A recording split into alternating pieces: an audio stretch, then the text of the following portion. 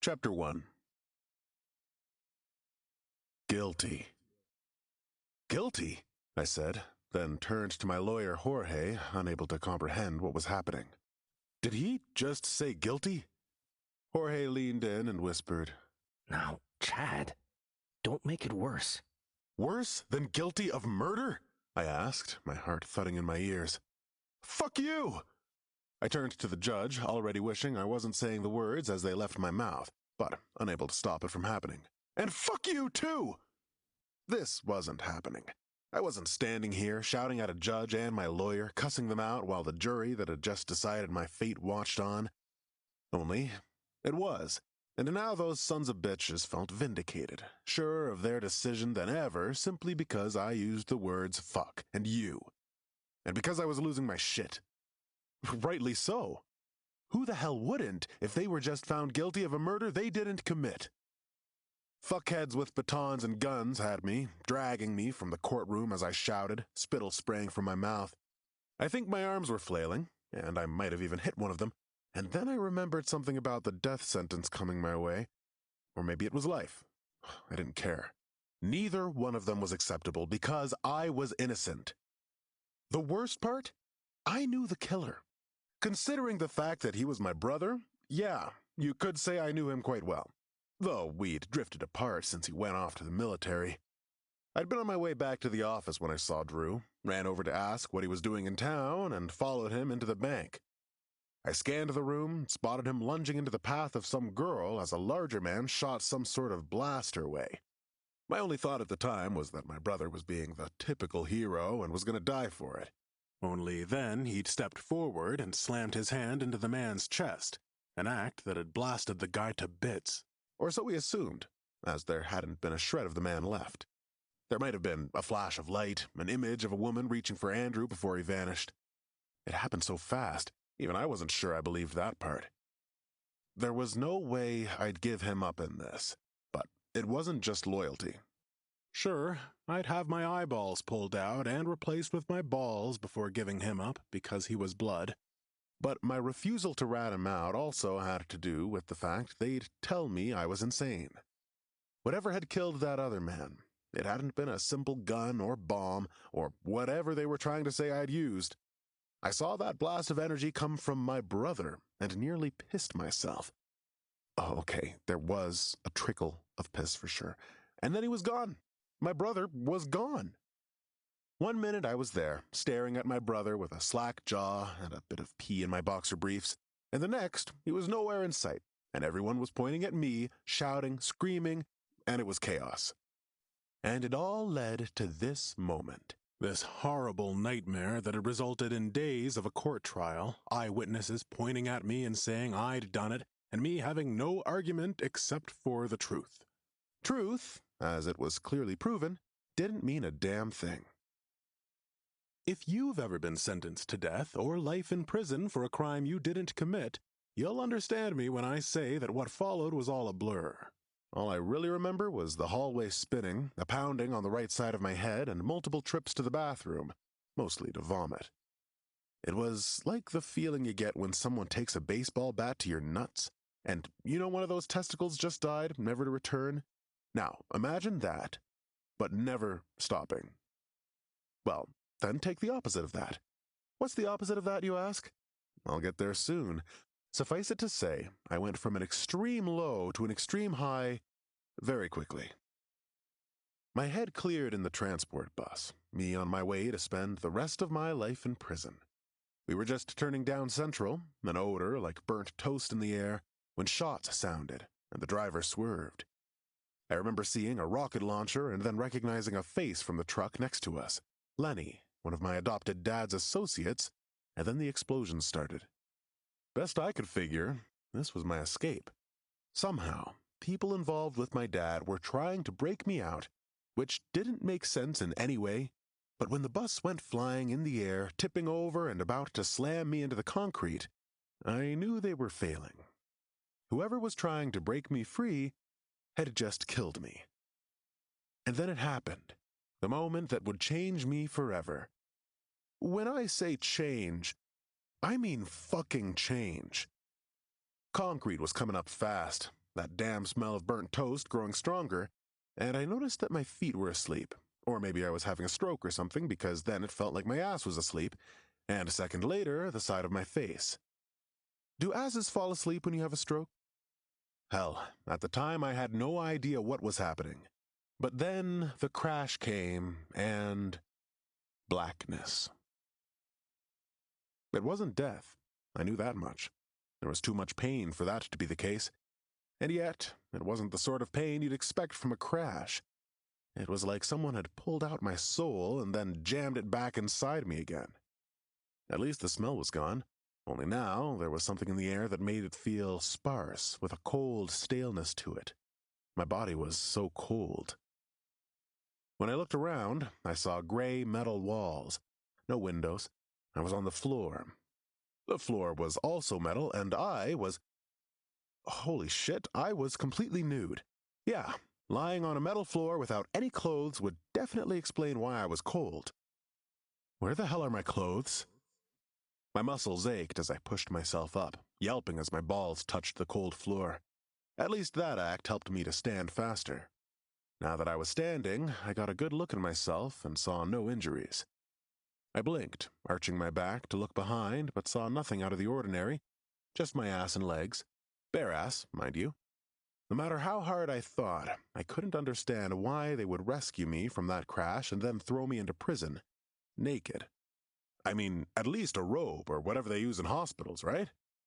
I'd have preferred an orange jumpsuit, really.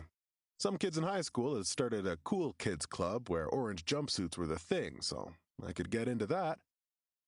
But no, the only thing in this room was me, my oddly hard cock, and my nude ass.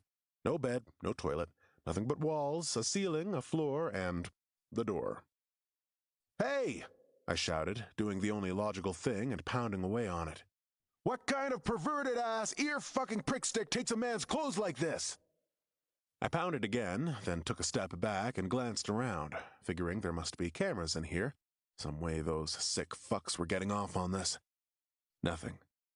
Except something forming in the corner. Small at first, emerging from the metal like a little ball, and then expanding until it became the size of my fist, like a small metal orb floating there. I cocked my head, confused, and glanced around. Next, I covered my crotch. "I've had enough of this," Unfortunately, we're just getting started, a voice said. I blinked, trying to decide if that had actually happened. With a glance back to the door, I contemplated the idea of someone out there speaking. Or maybe it was through a speaker in the room, but I saw nothing. You'll have your answers soon enough, but we need to move, the voice said. It was calming, distant yet there with me. Coming from the metal ball, I considered. "Whoever you are," I started to say to the ball, only I stopped as a laugh responded.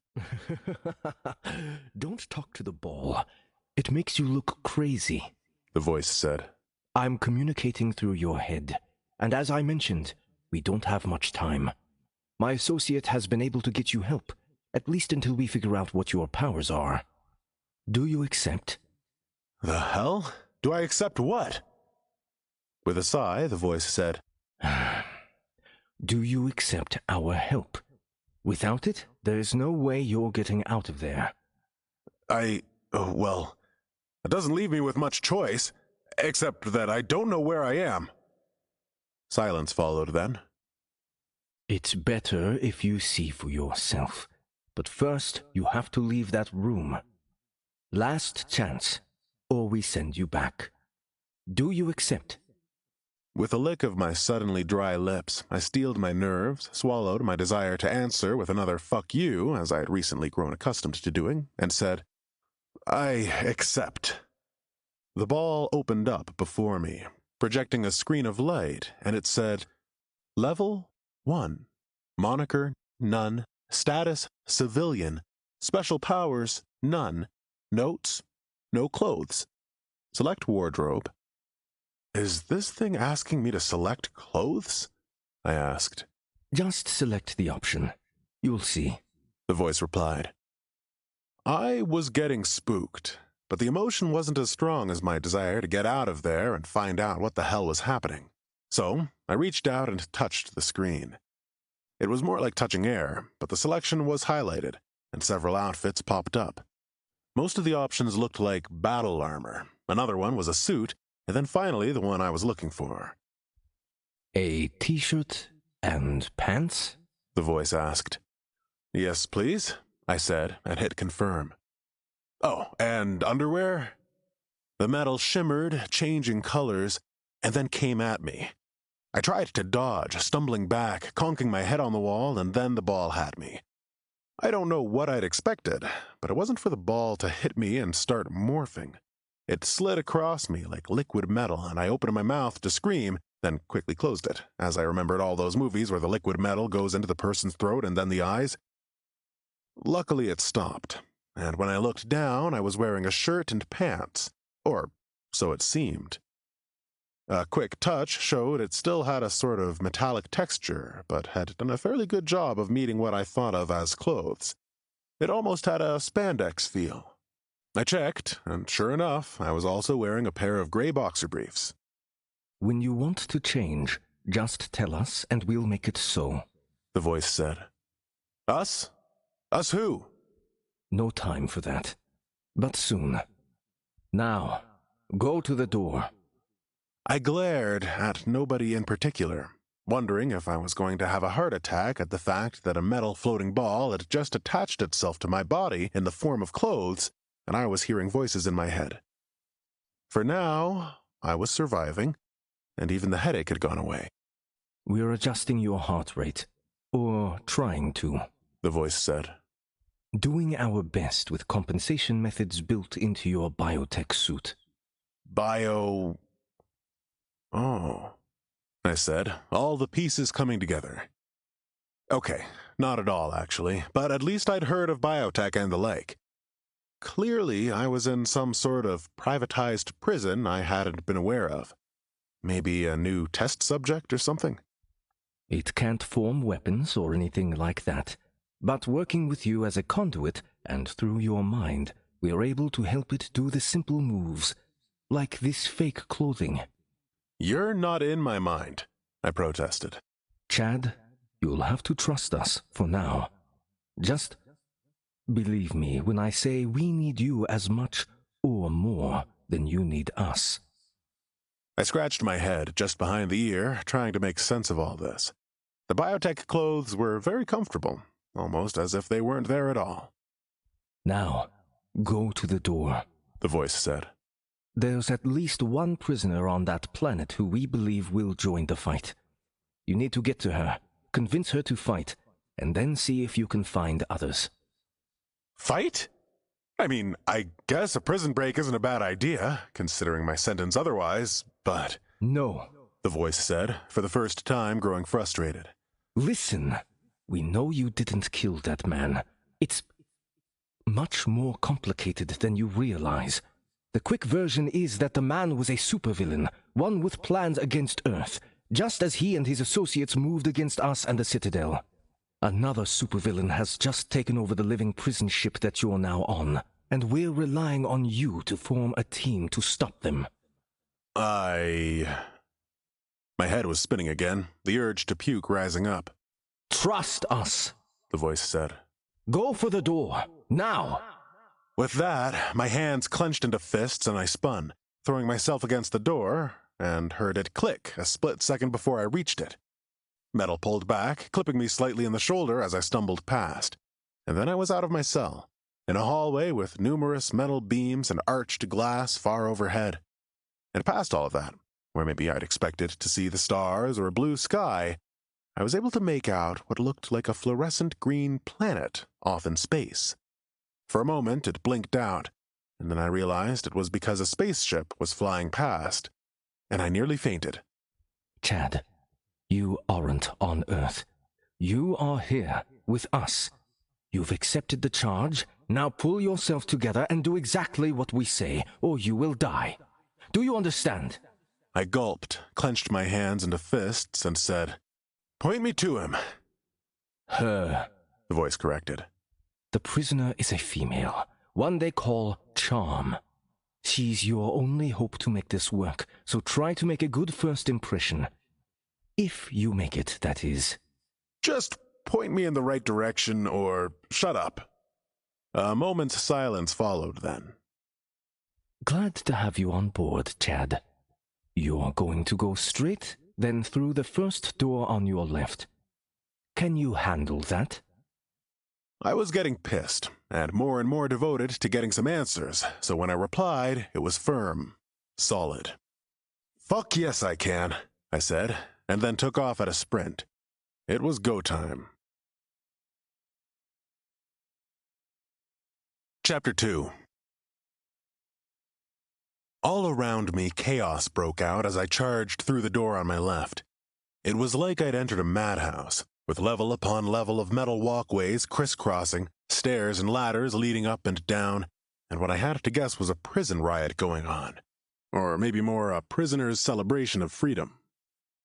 Whatever you do, don't stop, the voice in my head said. Don't talk to me, or you might draw attention. Just keep moving. I kept moving, doing my best to ignore this insanity. A woman ran past on a platform overhead wearing what appeared to be a metallic bikini, complete with chains wrapped around her arms and spikes emerging here and there. She was laughing, shrieking in exhilaration as she disappeared from view. My legs carried me across the walkway, right past a man as he shoved a woman up against a wall. That almost got me to stop, but I remembered the warning and then saw over my shoulder that the woman had turned on him and slammed him back, lifting a leg so that her skirt fell back and her bare ass was exposed.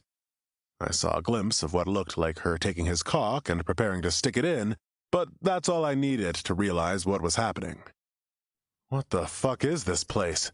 I asked, confused, pushing onto the door at the far end. Who are you talking to, boy?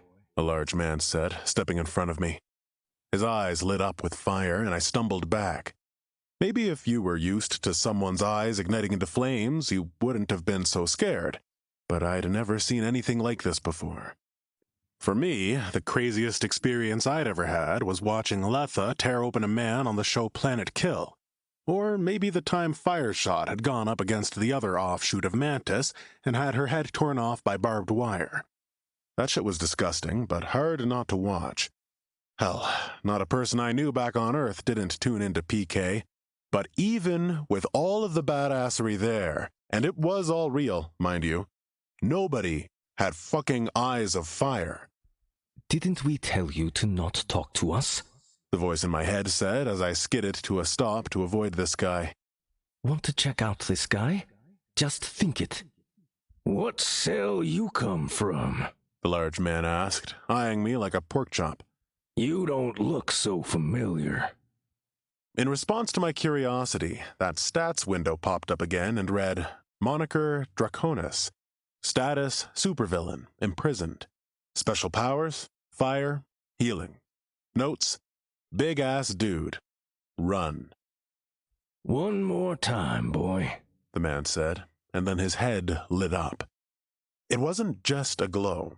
It was fire emerging from his nostrils, mouth, ears, and then consuming his flesh and all, and he charged me like a flaming bull. I turned back the way I'd come, screaming like a little girl, and stumbled right into the two who were fucking. I swear something hard brushed against my arm as I tossed them behind me, hoping it was a weapon and not his dick, and then I darted into the doorway past them. A glance back showed the large man trying to stop, but it was too late. The attack meant for me caught the dude with his dick out, the latter bursting into flames. He shouted in rage, ran over the edge, and wings sprouted from his back as he flung himself over. Not that it did him any good to have wings. He was still on fire. He took off into the air until he hit the next walkway up, head first, and fell, and fell, and fell. Finally, thud. Distant, deep below. All of that chaos from a moment before, all the cheering, roaring, shouting, it all stopped at this, followed by a horrible moment of silence. The woman turned to me as the fire vanished from the big guy's face. Her eyes didn't turn to fire, but they might as well have with the horror and hatred piercing me. A quick glance brought up the screen, and I saw her name was Chains. But then I was interrupted by the voice in my head shouting, Go! I was off, not daring to risk another look back. We're going to pull out your entrails slowly and eat your fucking skin off while you watch, you piece of shit! The woman's voice rang out through the halls, joined by more cheers and more shouts about crazy things she would do to my balls, something about my anus, and then more threats from others too, who seemed to be joining in for the sake of it, not even knowing what had happened. I wasn't even really sure what had happened. These are the criminals? I asked, whispering between breaths and hoping I'd be heard. All supervillains, all locked up for horrible crimes. And why the fuck can't you save this place or stop them, or whatever it is you're asking me to do? What about all the other superheroes? Where are you during this mess? I didn't want to tell you yet. It might scare you. The hell? You don't think this is scaring me? I shouted, forgetting myself, only then realizing I had no idea where I was going. Turn right, next door. The voice was silent, then added, We can't help. We have to rely on you for this, and are calling on other heroes for other missions. And you're going to tell me why? If you'd shut up and listen, the voice said. The why is very simple. Because we're dying. We were a group of superheroes sworn to protect the galaxy from the villains, to ensure they didn't escape into the other galaxies or come back to Earth, where we all originally came from. But one villain escaped, not from here, but somewhere far worse. He's made a move against the Citadel, the building on our planet that amplifies our powers. In our last act of defense, we were able to keep him from taking it by sacrificing ourselves. The result will be a new round of heroes, a new round of protectors. We're hoping you'll be one of them. I just ran. What does someone say to something like that? For the next few minutes, I followed orders until finally I came to a normal walkway, one that was carpeted and clearly hadn't been a prisoner area before this. That's when it really hit me, because not only did I see the fluorescent planet from earlier, I saw a fleet of ships, more planets beyond them, asteroids floating, and in the far distance there was the unmistakable sight of the Milky Way. Holy hell. This was definitely not Earth or the prison I was meant to be in. The only logical explanation was that I wasn't going crazy. The voice in my head really was from some dying superhero, and part of saving the galaxy, maybe even the universe in some contributing way, was up to me. Where's this lady? I asked. Are you sure you're up to it? I'm not promising to be a hero, I said. Come on, me?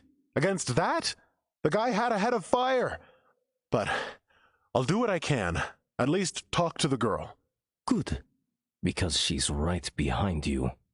I spun, eyes searching, but all I saw was a wall. My frown should have made it plain how annoyed I was, but, oh yeah, they couldn't see me, whoever they were. There's nobody there, I started, then saw the ripple in the air, the change in the way the metal moved at just under eye level. Air. Who sent you? A female voice asked. It sounded like it was right in front of me from where I'd seen the ripple. Having seen the info screen on the others, I willed it up for her, and the screen popped up for only me to see. Moniker, Charm. Status, Supervillain, Imprisoned. Special powers, Cloaking, Charming.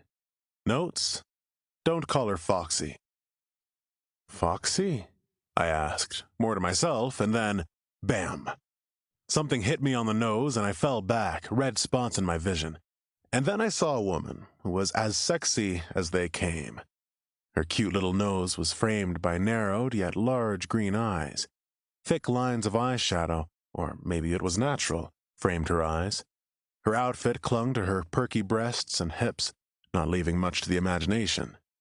Then I noticed something furry behind her, and started scooting back, stammering as I pointed.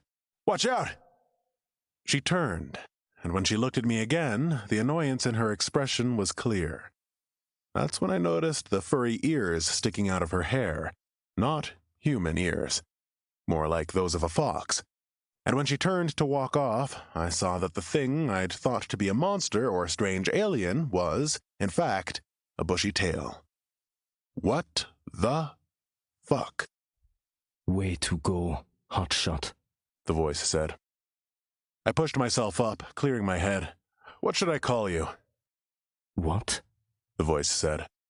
So that I can tell you to go to hell. I need a name. That's really not funny, considering, you know, how close we are to death. You can call me Jin Do. Zin? Like sin? I shook my head. Wow. No, Jin, like Jin, actually. Jin replied. And you're losing your one chance at surviving this place. I advise you to get up. You said we? I pointed out as I stood, rotating my neck to listen up. Ah, yes.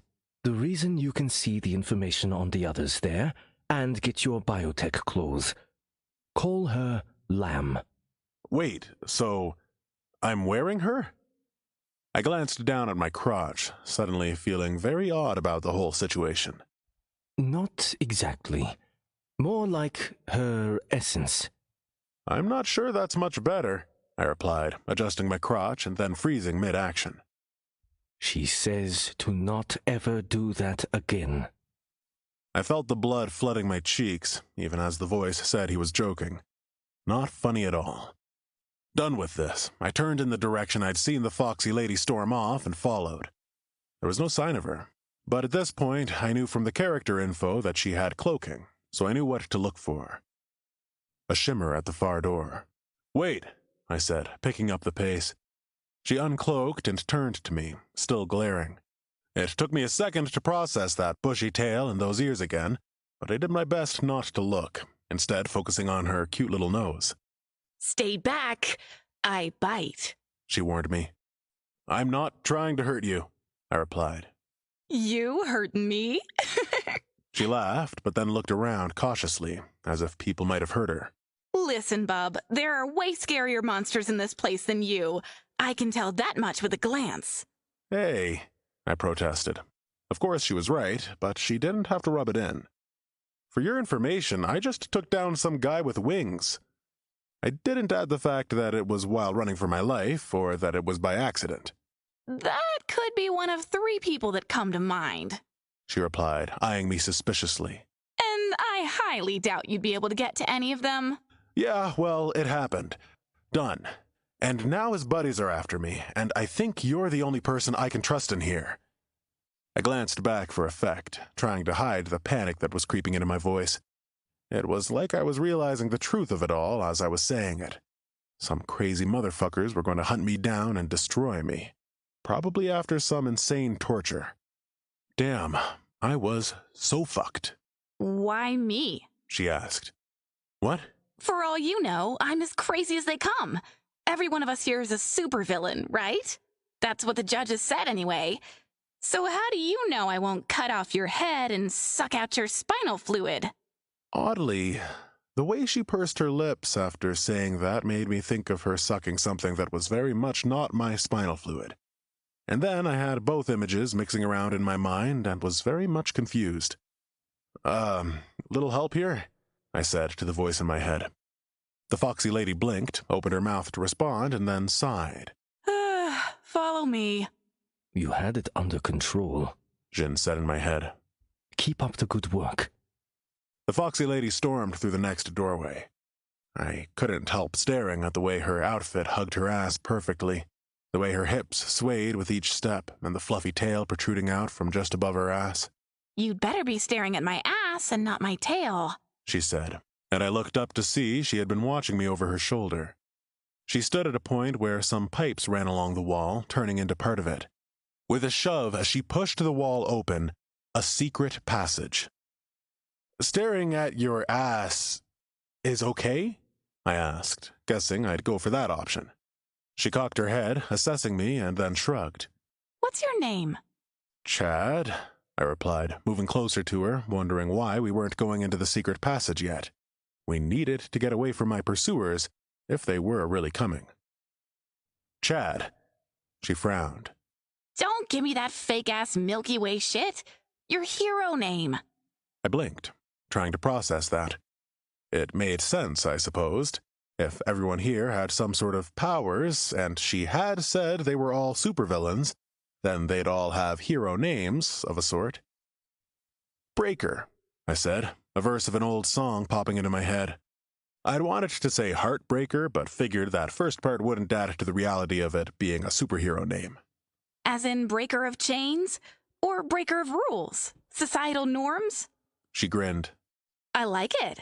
Sure, thanks. And you are? Not sure if I should trust you, she said, furrowing her brow as she analyzed me. Something clicked, and a red light flashed from the darkness of the open wires and cables above, then vanished. Did you? I started to ask. Shit, she said, picking up the pace. You're not the only one with enemies around here. Scurrying sounded, as if moving down the walls, and she motioned for me to keep up. You might have a chance to show me how you got that name pretty soon, Breaker. Right, of course. My tongue seemed to stick to the roof of my mouth as I thought about embarrassing myself trying to defend her. I wasn't completely helpless. At least I'd studied Shaolin Kung Fu growing up. I'd gotten quite into it, too, loving the various animal styles the most. But that had been years ago, and lately I was more of a lover than a fighter. This, enemy of yours, how serious are we talking here? She hates me, the woman said. I kinda charmed her bitch into spilling food all over her in front of everyone. As in, like, a stupid prank? I asked. That's what you're using your powers for? She glanced back and shrugged, then motioned me down a side passage, narrower than the previous one and shorter. We had to be much closer, and I noticed how she smelled like peaches and cream popsicles. When she took the lead, that perfect ass was right in my face, her strange tail waving around. That's when the tail brushed against my face, little hairs tickling my nose, and I couldn't hold it in. I started to sneeze. Don't you dare, she hissed, glancing back wide-eyed. Achoo! She face-palmed, standing there with a hand up, waiting. Just when she was about to motion us on, the scurrying returned. My lady friend turned, barely able to do so in the tight chamber, and grabbed me by the shirt, pulling me close enough that I could see myself reflected in her eyes. Her lower lip jutted out when she was mad. If you've just killed us by sneezing, I swear to Oram you'll be eating steel before me. Got it? For some reason, my eyes couldn't move away from those lips. Instead of giving her the answer she seemed to want, I placed my hands on hers, smiled, and said, "We've got this." You're sure? She went from pissed to intrigued. Whatever happens... Oh, shit! Behind her, the red light appeared, followed by two more. 3 little metal creatures came at us. They had long beaks like birds, moving like one fluid piece of metal with arms that had long hooks on the end. As one, they leaped for us, and I did the only thing I could think of. As she started to dodge and cloak, I threw myself at her.